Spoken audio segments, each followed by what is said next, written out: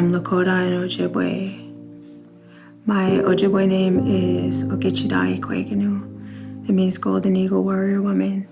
There's a lot of different meanings in beadwork to Native Americans. It's a tradition brought down and with the beautiful colors. And when I do beadwork, they're pretty much gifts.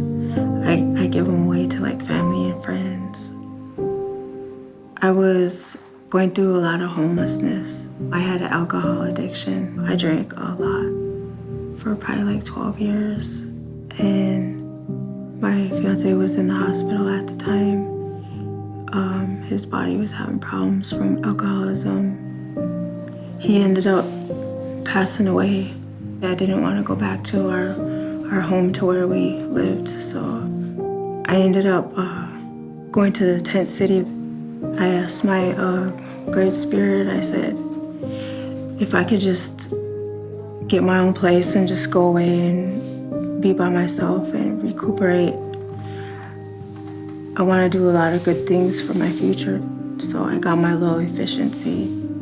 I didn't feel the need to drink anymore. I was pretty content with getting my place here, the American House, and so I put my drink down and I told myself this is my last drink. It was October 31st, Halloween. I slept it off. I went cold turkey off alcohol. Since I started feeling better, I figured that I better start school. I signed up for business management, so I'm going for my 2-year degree. That's going good. I finished my first semester. I go do outreach with my friends that are in Natives Against Heroin, and we go serve food to the homeless. It's hard to come out of an addiction. I think getting a home makes you feel more comfortable and gives you a lot more a boost in your energy and makes you feel like, you know, you are important and you can really do something better. So I'm glad to have gotten back together because I'm getting myself in the right place where I'm supposed to be.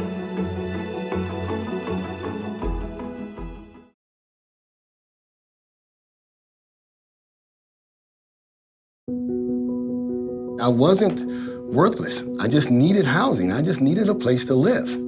And once I got that place to live, I'm locked in, I'm there. I grew up in Compton, California. It's the gang capital of California. My father had abandoned us at a young age, but I still grew up in a good home. You know, my mother was loving. We struggled financially. We lived in poverty.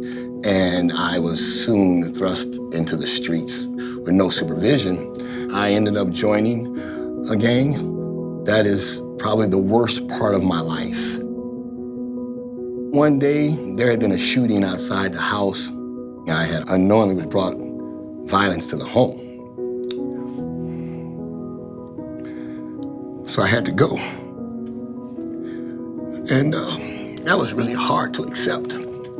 To numb the feeling, to numb the hurt, to forget about the pain, things I had seen, things I had done, I turned to drugs and alcohol, and I just saturated my life in the streets. Kind of just continued on that path until God said enough is enough, and landed it in the state prison. And I discovered Better Futures while incarcerated in the Minnesota Department of Corrections. Better Futures is an amazing organization.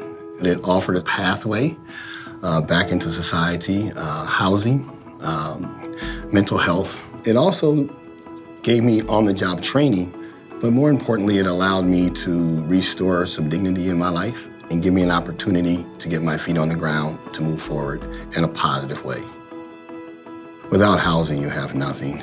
I didn't even understand how big of an issue it was. What it did for me overall, mentally, what it did for my self-esteem, what it did for my attitude, my emotions. It gives me drive, it gives me motivation. The greatest reward with housing for men coming out of prison, for me coming out of prison, was the fact that I was able to sit down with my family and get some self-respect and some connections. I got a chance to tour Great Rivers Landing. I am a mentor. I have a few mentees that are in there, and just seeing how their lives have changed dramatically, just the stress coming down off of them, and just being able to watch them smile again and talk about normal things. And just seeing that and knowing that that structure, that building, that place is providing all that for all those guys is doing such huge, marvelous work inside them. And just to witness that is pretty huge. My dream now is to continue to work and walk with Better Futures. We'll never leave them. Seeing my daughter off to college, but also have my own business so that I can do more for myself, or more for my family, and more for my community. We as humans, we make mistakes, but yet we come out, we get back up, we go forward, we're still alive. I am a living example. I am a 6-time felon. I had a drug addiction for 25 years.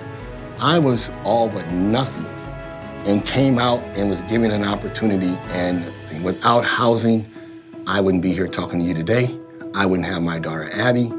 You gave me a chance, and this is where I'm at today. And I'm happy to be here, and I'm happy to be a part of this right now.